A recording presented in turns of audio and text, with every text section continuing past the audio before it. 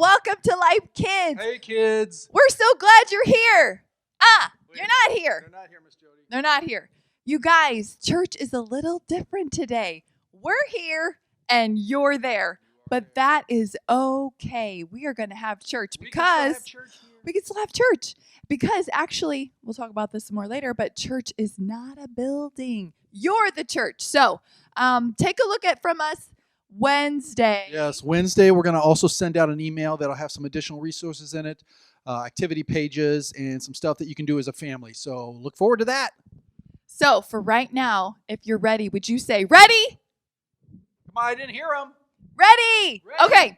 So you guys, church, like I said, is going to be a little different. So while hopefully you have your family, you guys are all parked in front of the screen. You might have to pause it because we're going to have some activities, and then you come right back and pick up where you left off. So here is what we're going to talk about today. I want you, in where you are, talk to your parents, talk to your siblings. I want you to think about a time when you had to build something or make something. Maybe you had a recipe, you're going to make a cake, or maybe you have one of those big boxes, those Lego sets, and you're going to build that Lego set. How did it go? Did you need directions? Did you use the recipe? Did you just wing it? How did that go? So, because today we're going to talk about a time when Moses was given directions by God.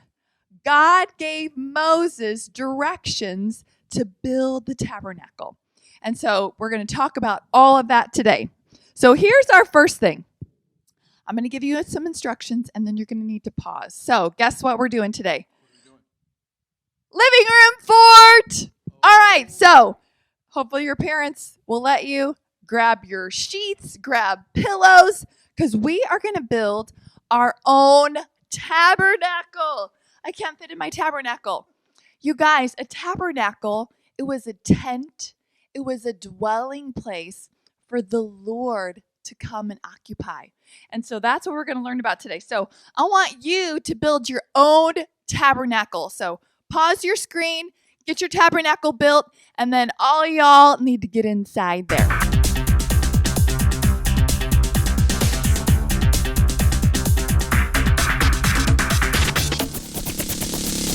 How's your tabernacle? Are you in your tent?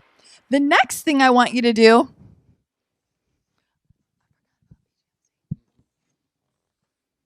you guys, this happens in church too. Sometimes Miss Jody gets too excited and she gets too fast. So rewind, back up. First of all, we have a challenge going on. You guys know this. We do BGMC. Now, tell your parents, what does the B stand for? Boys. What does the G stand for? Girls. What does the M stand for? Missionary. Okay, here's the next question. Raise your hand if you're a boy. I'm a boy, Miss Jody. Raise your hand if you're a girl. I'm a girl. Raise your hand if you're a missionary.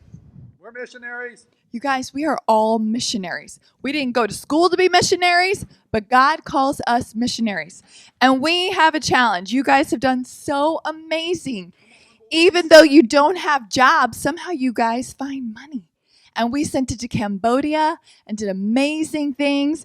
And right now, Ginger has a challenge for us to raise money to send to Australia. So that's what we're continuing.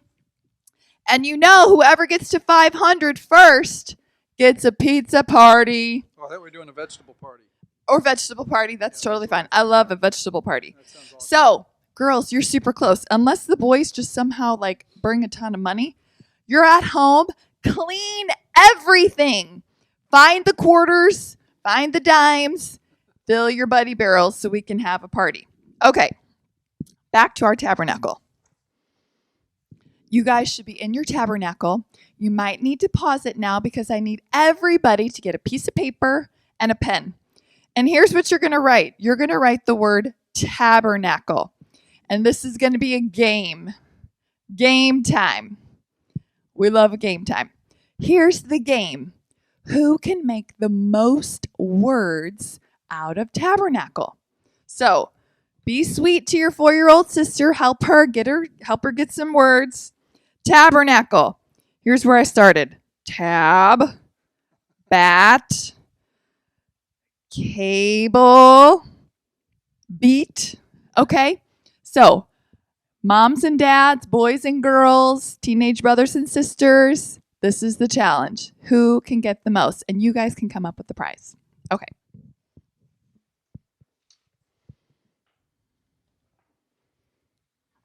So let's talk about what we talked about the last couple of weeks. Right, Miss Jody? We've been in Exodus, and we have been talking about who? Whom? Tell your parents, who is this guy? Who was that guy?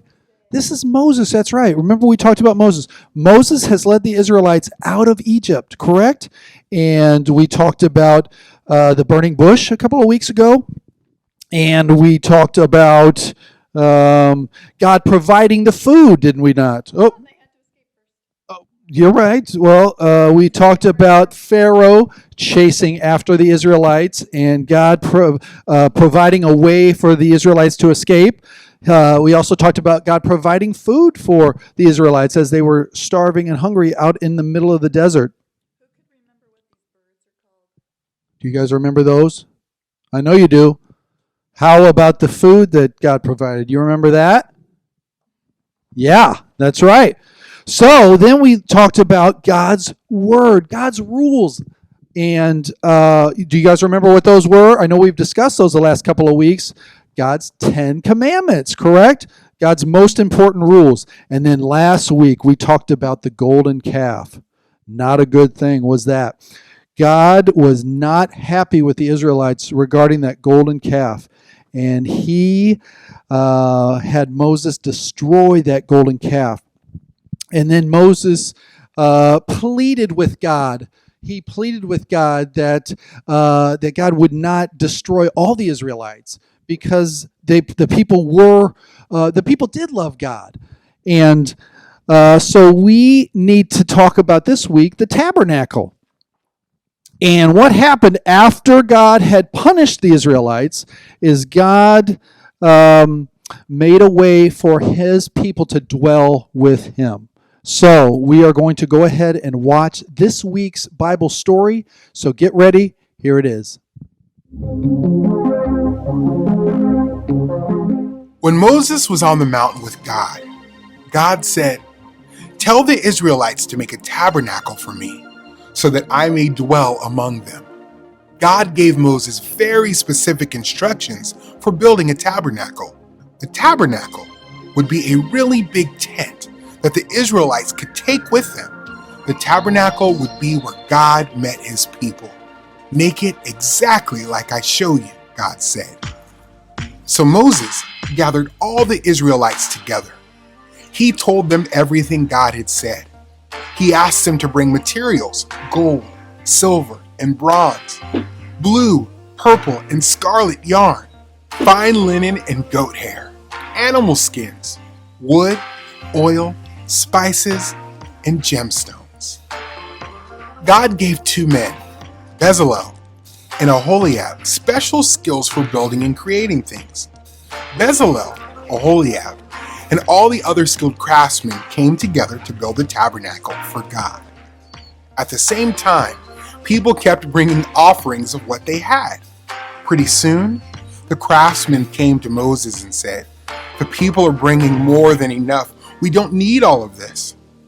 So Moses told the Israelites to stop bringing their offerings. They built the tabernacle just as God had instructed. The tabernacle had 10 curtains made out of linen, and each curtain was 42 feet long. 11 curtains made out of goat hair formed a tent over the tabernacle. Inside the tabernacle, the people made a veil.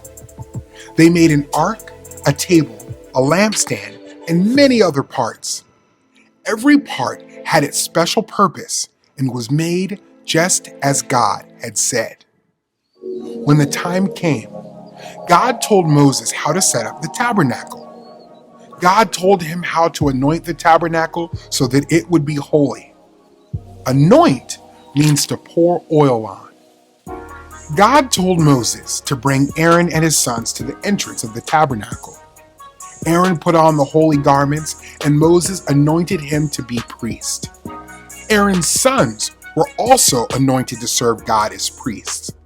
Moses did exactly what God commanded, and the tabernacle was finally finished. God had led the Israelites from a cloud, and now the cloud covered the tabernacle. God's glory filled the tabernacle. God made a sign for the people. If the cloud covered the tabernacle, the people would stay where they were. When the cloud lifted from the tabernacle, the Israelites would move and take the tabernacle with them.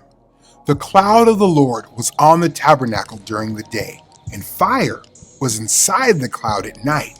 All the Israelites could see it as they traveled. God instructed the Israelites to build a tabernacle where he would dwell with them. God desires to be with his people. As part of his plan to save sinners, God sent Jesus to tabernacle or dwell with people on earth. How cool was that? So God's community came together to do this one big project. God has told his people and given him really, really detailed instructions to build the tabernacle, which was, again, a place where he would dwell with them. And so many of these people got involved in building the tabernacle. It was amazing. And a lot of these people brought riches and very expensive things to help create this. And it was a blessing. It was a gift from people. They weren't instructed to do this. This was something that they learned about and they wanted to be a part of. And that is so awesome that they were able to give their skills and their time and their possessions all for the building of this tabernacle. And actually to the point where, as you heard in the video, that they had given too much. And Moses said, enough, that's too much. Can you imagine such a thing where people were just showering stuff and they had to turn them away? So they had all worked together to build this tabernacle in order to be a place where they could worship God. And remember our big question that we started last week. What is worship? Worship is celebrating the greatness of God. And that's what they were going to do in this tabernacle. I just think that was just so awesome. God, once the tabernacle was built, dwelled in this place. And you notice that he showed up as a cloud during the day, and he would hover above the tabernacle. And at night, that cloud would be filled with fire. So the people knew that God was with them. He was there. How exciting is that? So I want you guys to think about something for a minute. So we said, what is worship? And we know that God came down to dwell in this tent, in this tabernacle. But that is not true anymore. This building is not any different from any other building, even though it's the church. God came down to dwell in each one of us. And so, what is worship? I want to ask you guys a question. If I say, it is time to take an offering, what do you think of? What are you going to do? Most of you are like getting in your purse, getting in your wallet, looking for money. I want to tell you, you can offer your praise. You can offer your worship. And so that's what I want you to do right now. Maybe you want to pause this, and it's awesome when there's music going and singing, but we can offer our praise. And especially right now while you're home, you're like, it's a little bit weird that I'm home. And my mom and dad are home. This is weird.